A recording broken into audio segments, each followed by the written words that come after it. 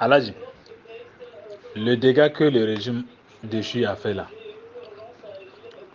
quand on va dévoiler ça au peuple nigérien, un à un, ils vont vouloir même chercher ces gens-là pour les tabasser, pour les sanctionner eux-mêmes.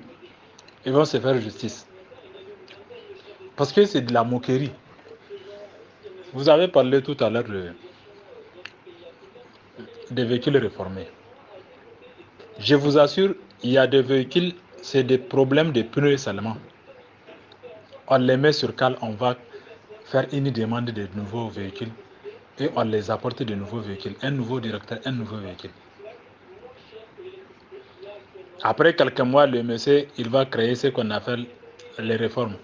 Au garage administratif, on va ficeler les dossiers et les gens là vont acheter ces véhicules-là pour amener chez eux. Ça, c'est un. Deuxièmement, ils vont voler l'argent public, ils vont construire des immeubles. On les appelle des maisons conventionnées.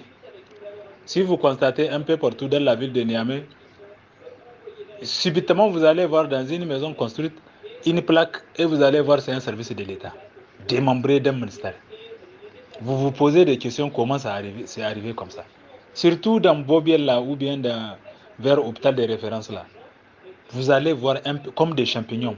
Une petite maison, vous allez voir c'est l'État qui a pris ça. Posez-vous des questions, comment ça arrive? On appelle ça des maisons conventionnées. Les gens volent l'argent de l'État, ils construisent des maisons et ils mettent ça en location à l'État. L'État verse entre 2, 3, 4 à 5 millions par mois pour une maison que tu as construite, peut-être à raison de 25 millions et on te verse 1 million par mois. Mais c'est de la mafia pure, c'est de la mauvaise foi, c'est de la méchanceté humaine. Pourtant, dans les ministères, il y a de l'espace qu'on peut construire autant d'immeubles, autant de bureaux. Pourtant, Niamey n'avait même pas besoin, souvent de certains bureaux, on a besoin de délocaliser, de déconcentrer, de décongestionner les bureaux qui sont pleins. Un bureau avec 4 à 5 agents qui ne font pratiquement rien, ils attendent la fin du mois pour prendre leur salaire. Si c'est les femmes, c'est papoter, manger des dembous. Si c'est les hommes, lire les journaux, écouter les radios presse politique. Qu'est-ce qui a fait quoi aujourd'hui? Qu'est-ce qui se passe? Qui sera nommé? Quel projet il y en a en perspective? Quel voyage, quel séminaire? Et c'est tout. Les gens circulent d'un immeuble à un autre, d'un étage à un autre. Et ils circulent en ville avec les véhicules de l'État, avec les bons de licence de l'État. Et pratiquement, vous leur demandez chacun, chaque administrateur, qu'est-ce qu'il a fait au cours de ce mois. Il ne va pas vous dire le bilan. Chacun dit effectivement qu'est-ce que j'ai fait pour mériter tel salaire. Voilà, les gens vont se remettre en cause eux-mêmes. Mais les gens n'ont pas foi en Dieu. Ce pays-là, c'est tout le monde, c'est l'ensemble, nous avons gâté ce pays. Un régime est venu en train de dilapider, et si les autres dilapident aussi, ils ne parlent pas.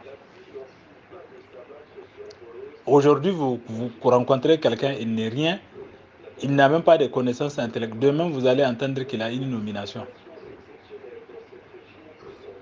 C'est ça. Parce que tellement on a créé des hauts commissariats, des hauts, je ne sais pas où, des hauts services, des services exceptionnels, des cellules. Moi, je n'ai jamais vu, si ce n'est pas au Niger, un cellule qui remplace tout un ministère. À la primature, l'ensemble des différentes cellules qui font du travail, ils dépassent même le travail de certains ministères. Vous allez voir une cellule de crise alimentaire.